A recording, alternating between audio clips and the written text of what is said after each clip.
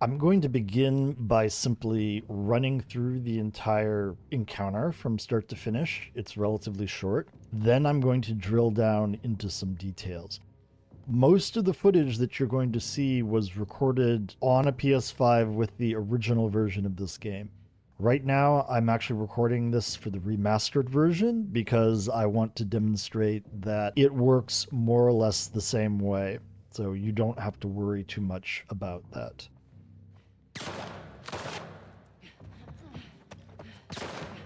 Don't you fucking run!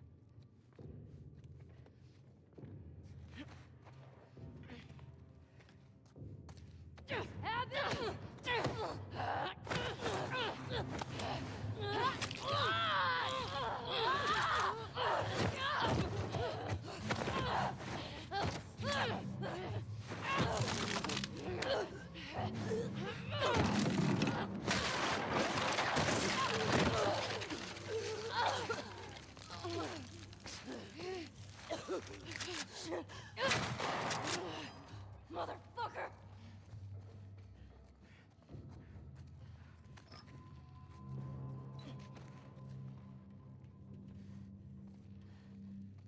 Where'd you go?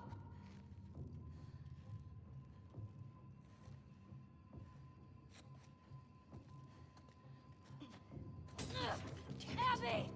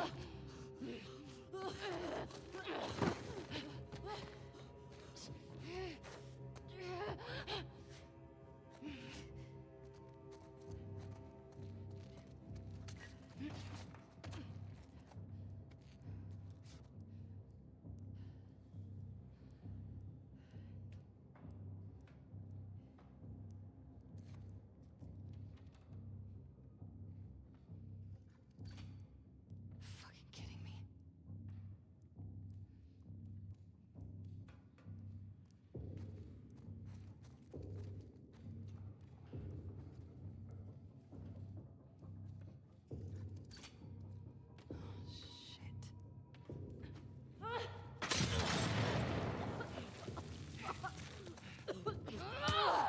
And that's how it's done. Now I'll go back and we'll drill down into the details of it. Okay, I'm going to go into photo mode, pause the game a little bit, talk about what is about to come up. Ellie is down right now hiding behind the front row of seats. If we stay here, she'll poke her head up every once in a while. As soon as we move forward, she'll take 2 shots at us. So if we were to stand up and start running right now, she would shoot us and hit us. We don't want that, obviously. So what we need to do for the first 2 shots is stay crouched and move around the right corner here. She'll take a 3rd shot at us before she runs, but that 3rd shot always misses. So after the first 2 shots, it's safe to run. Now, in the main encounter, there are 3 phases. Phase 1 is here on the upper level. Then Abby sort of pounds Ellie through the floor. And then we have the 2nd and 3rd phases down the basement. In any of these phases, you can never attack Ellie head on. You can also not throw a brick at her or a bottle at her when she is looking at you. Everything has to be from behind. Ellie is incredibly deadly here. If she spots you, it is very likely that you're dead. So we need to be extremely careful about this.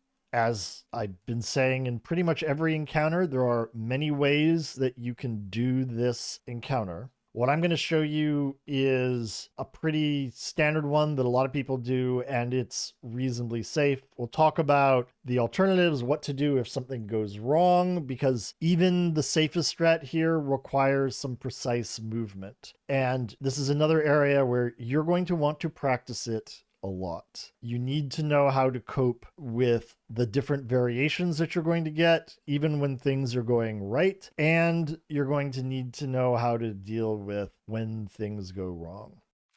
Let's do the first phase here. So as soon as we go around, she soaks up 1, 2. Now she's running, we can run.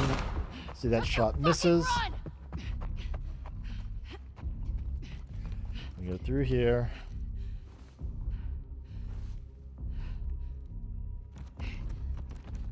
More photo mode to talk. So in phase 1 here, after Ellie attacks us, we lose our gun. She is going to start stalking us, and we don't want her to see us. So we're going to immediately move to the left and sort of hop over things. You have to be careful about doing this though.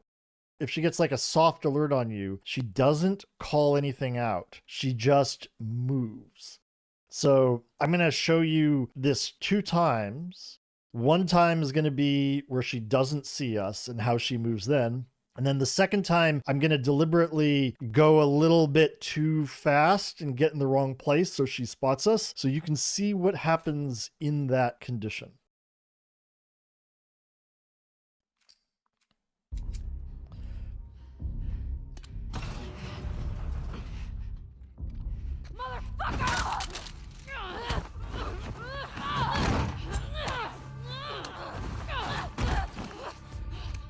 Abby automatically dodges this one. So then I'm just holding left. I'm immediately moving left. And we're going here. Now, Ellie's going to come to the right. I'm waiting till I just see her. And then I'm going to jump over. And I'm positioning myself so I can see her walking back. So she's walking back slowly. That means she did not see me. Now I can go through here. And we can follow her. And go. Okay.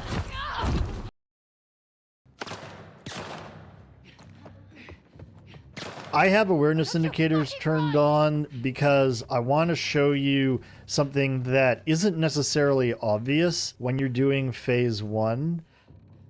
As you are trying to sneak up on Ellie, if you soft alert her, she doesn't necessarily say anything. She won't scream like, "Got you now," or anything like that. And yet she will behave differently. So when you go this way, if you jump over here early, when she's still out, you saw that little soft alert there. See how she runs forward? There was no red flashing there. That wasn't a hard alert. But that little flash of white in the alert means she sort of got a sense of where you were. And that means she's going to come running back at you. Now, obviously, in a live run, you don't have the advantage of the awareness indicators. I just had that on to show you exactly what was happening. So if you jump over, you need to be watching Ellie. And if she starts running back at you, don't panic, right? You can't fight her head on. You have to jump over, but just be aware that that can happen. You have to be ready to jump over immediately. So like we can still hear... We got over in time, we can still come and get her like this.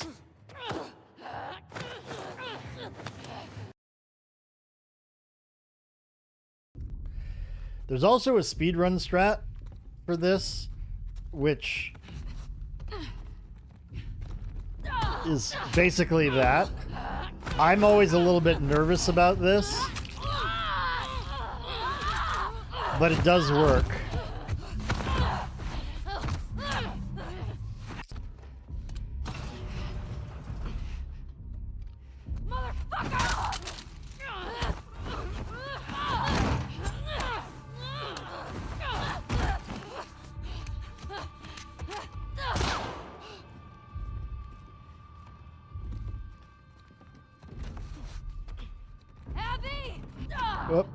See, that's what happens. That's what happens if you fail the speed run. So like I ran too early. I ran blindly and too early on that one and didn't work.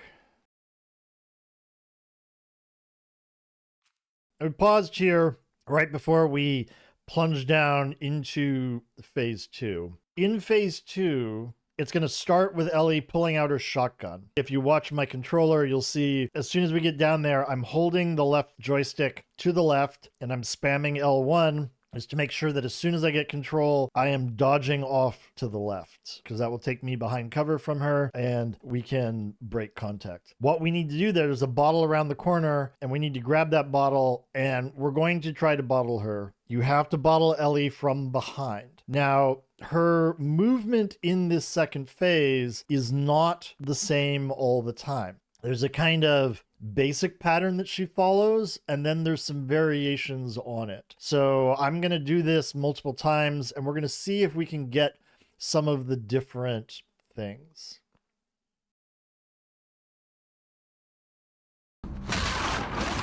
As soon as we get control, we're going to dodge. You got to hit L1. You don't get a prompt for that on grounded. We're going around the corner here. We're grabbing this bottle, and then we're going prone, and we're waiting for Ellie to come around.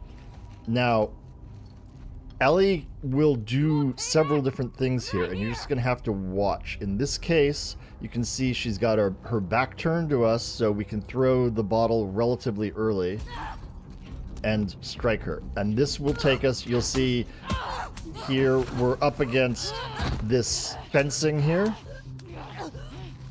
That will actually end us up in the place that I find the easiest to get to in phase 3.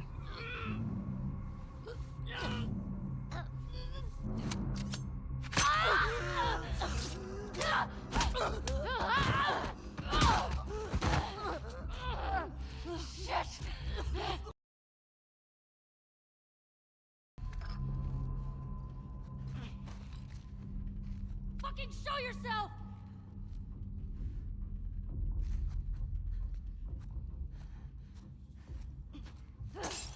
Oh, see, she does. Now, you saw what happened there. I should not have thrown that bottle. She had turned around and was like 3/4 profile.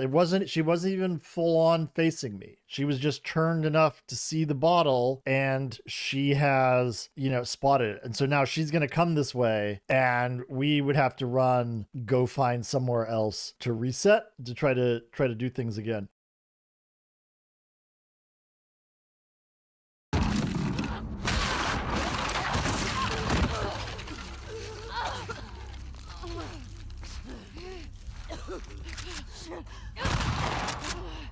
Motherfucker!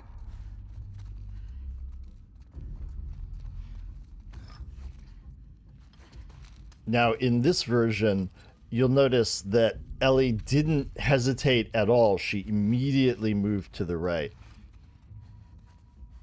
Can we get her? Yep, we got her from behind. My sense is this happens a lot more frequently in the remaster than it ever did in the original game. In fact, this particular footage does come from a remaster run. Now, if you were trying to get to the red light corner there, this might actually be a preferable outcome for you.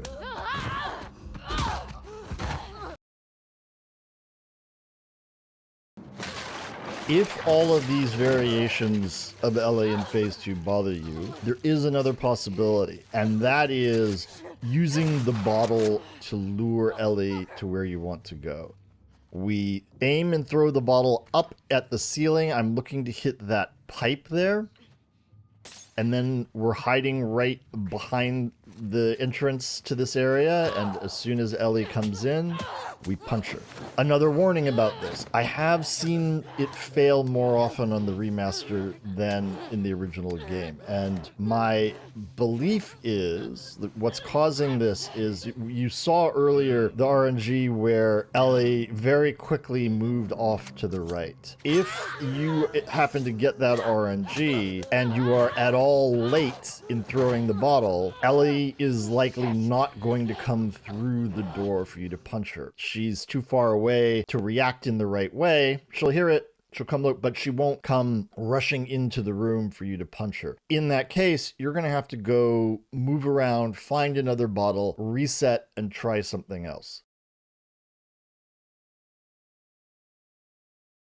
The place where you attack Ellie in phase 2 is going to have an effect on phase 3, because the way that phase 2 ends is with Abby trying to strangle Ellie, and when that whole little cutscene finishes, you're going to wind up in different places. So one of the things you need to do is try to learn where each of these situations is going to end you up, because you're going to have to move in a different way depending on where you wind up. In this case, I've wound up in my preferred location.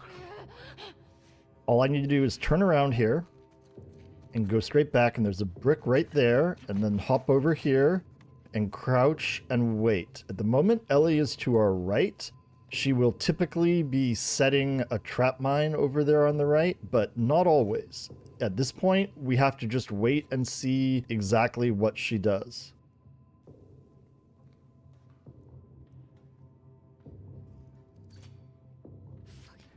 Okay, you can hear the sound of her setting a trap mine over there. That's fine. We're not going over there.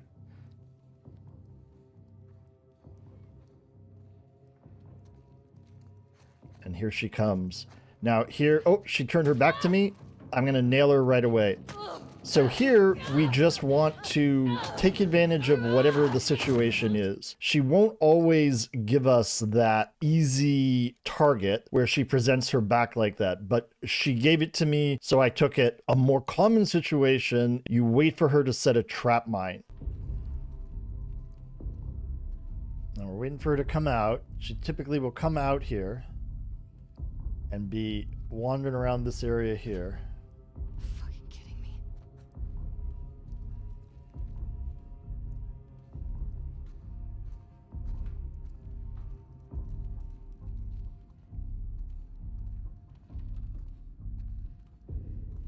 So you see this? Okay, so there she is. Now she's probably going to set a trap mine here.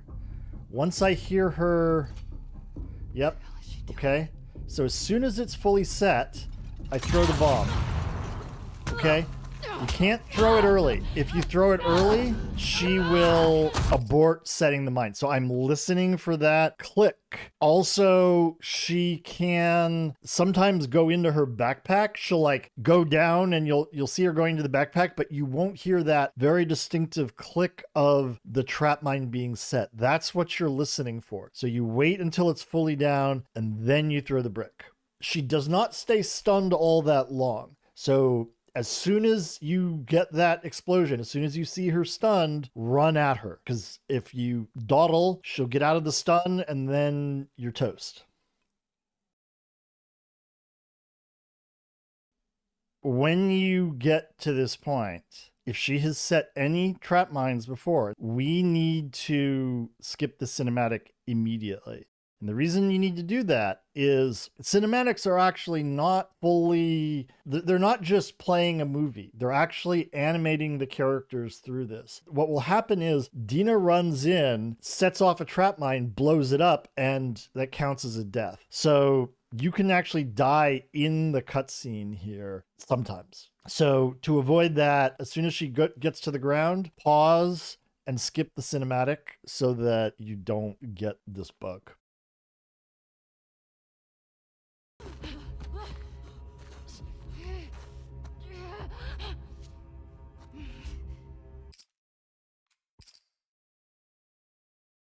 So where I like to go is right behind me here. It's right there. But we're going to talk about this red corner.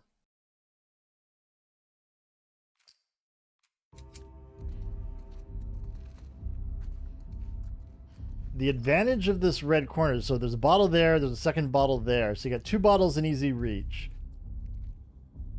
Ellie will come around, sort of the same thing that she was doing before. She's going to set that trap mine.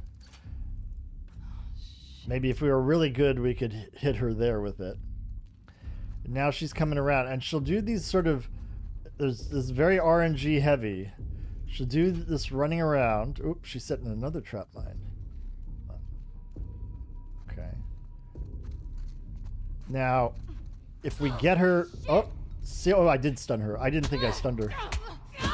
We got her. So again, same basic idea, right? We're waiting to get a lock on of the bottle and stunning her with it. The thing that I don't like about that corner is when Ellie runs around that corner and you have to deal with her in your face.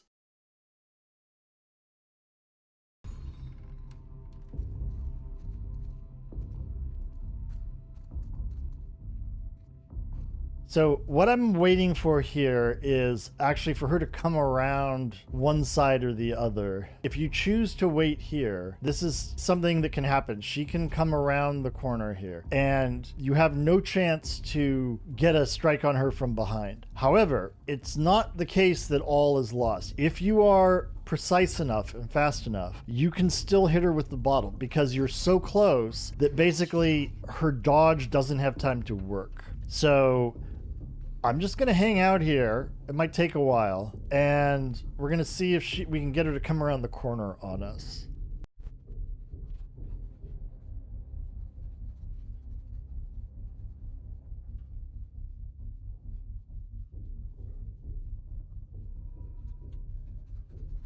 All right. Is she going to come around? Ooh, she's setting one right on the other side of us. Okay.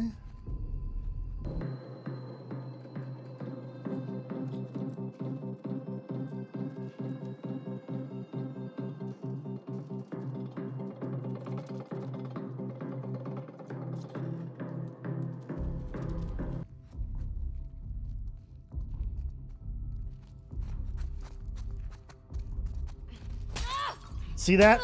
There we go. So she was coming around the corner, and even though I was facing her, she doesn't have time to dodge there. The distance is so short, she can't dodge out of the way. So don't panic if that happens to you. Once you see her rounding the corner, you just throw that at her, and you should be okay.